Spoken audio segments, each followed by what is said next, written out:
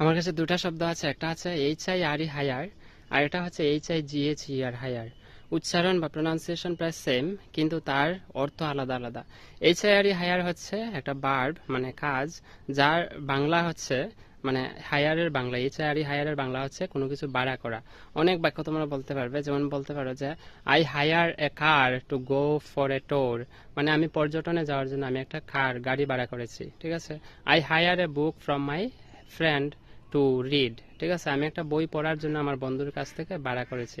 অনেকভাবে হায়ার ব্যবহার করতে পারবে, হায়ারের অর্থ হচ্ছে ভাড়া করা, তোমরা মনে রাখবে, ঠিক আছে, একটা ভার্ব। হ্যাঁ, আর H I G H E R higher কথার অর্থ হচ্ছে বেশি। যেমন আমরা কোনো কিছুর সঙ্গে তুলনা করলে আমরা H I G H E R higher হিসেবে আমরা ব্যবহার করতে পারি, সেটা হচ্ছে একটা নাউন, ঠিক আছে, বেশি।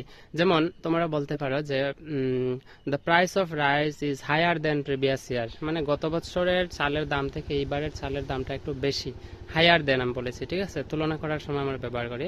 যেমন তোমরা আরো বলতে পারো যে the age is higher than, বা his age is higher than my age, মানে ওর বয়সটা বা তার বয়সটা আমার বয়স থেকে বেশি।